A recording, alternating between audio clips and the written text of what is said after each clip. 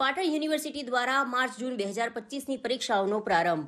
પ્રથમ તબક્કામાં સ્નાતક સેમેસ્ટર 6 અને અનુસ્નાતક સેમેસ્ટર 4ની 30 જેટલી પરીક્ષામાં 1 લાખ જેટલા વિદ્યાર્થીઓએ પરીક્ષા આપી હતી. પાટણ હેમચંદ્રાચાર્ય ઉત્તર ગુજરાત યુનિવર્સિટી દ્વારા ગુરુવારથી માર્ચ જૂન 2025ની પરીક્ષાઓનો શાંતિપૂર્ણ માહોલમાં પ્રારંભ થયો હતો.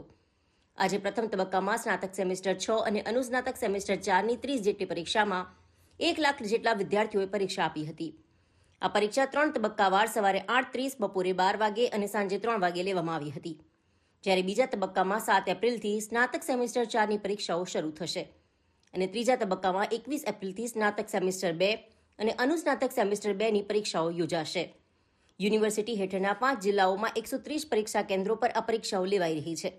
BA, BCom, BRS, BSc, BSW, MSW અને MSc જેવા અભ્યાસક્રમોની પરીક્ષાઓ ચાલુ રહી હોવાનું પરીક્ષા નિયામકે જણાવ્યું હતું. પરીક્ષામાં ગેરરીતિ અટકાવવા માટે સેન્ટ્રલાઇઝ ઓબ્ઝર્વેશન પદ્ધતિનો ઉપયોગ કરાશે, જે ઓબ્ઝર્વર્સ યુનિવર્સિટીથી પરીક્ષા કેન્દ્રો પર જશે અને ઉત્તરવહીઓ પરત લાવશે.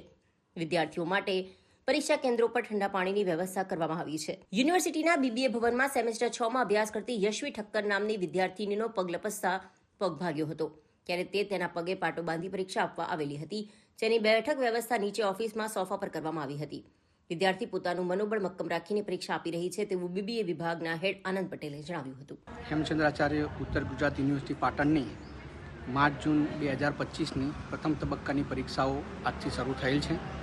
તેની અંદર અંદાજિત 30 પરીક્ષાઓ અને કુલ લગભગ 1 લાખ જેટલા વિદ્યાર્થીઓ પરીક્ષા આપનાર છે. 3 તબક્કાની અંદર પરીક્ષા યોજાતી હોય છે. સવારે 8:30, બપોરે 12 વાગે અને સાંજે 3 વાગે. પ્રથમ 2 તબક્કાની પરીક્ષાઓ શાંતિપૂર્ણ માહોલમાં પૂર્ણ થઈ ગઈ છે. ત્રીજા સેશનની પરીક્ષા 3 વાગે શરૂ થશે.